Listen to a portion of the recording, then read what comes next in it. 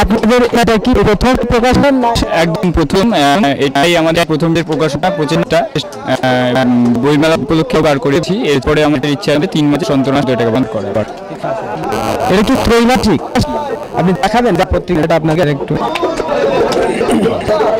এখানে লেখা পাবেন, তারপর লেখা আছে,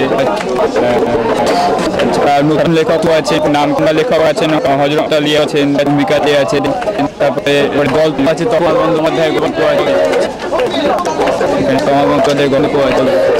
একটা প্রশ্ন করবো, সেটা হচ্ছে যে লিটল ম্যাগাজিন ন্যাচারালি আমরা দেখেছি বইয়ের আকারে প্রকাশ আসা, কিন্তু আপনারা ঠিক এই যে ট্যাবলেট সাইজ একটা নিউজ পেপার আকারে কেন প্রকাশের ভাব? প্রথমত সত্যি কথা বলতে কি, এটা আর্থিক কারণে।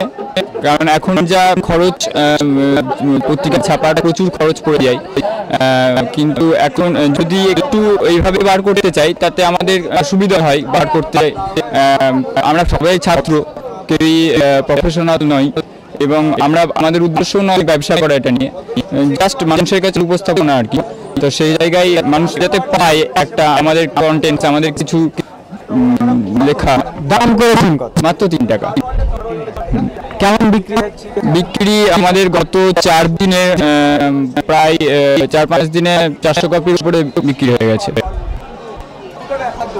বিধি পত্রিকার সম্পাদক যেটা বললেন যে এ পর্যন্ত 400 কপি বিক্রি হয়েছে, তাহলে আমরা এটা বুঝবো যে এখন পাঠকরা লিটল ম্যাগাজিন, এই যে 400 কপি লিটল ম্যাগাজিন বিক্রি হওয়া, এটা কিন্তু একটা লিটল ম্যাগাজিনের পক্ষে একটা সুখবর।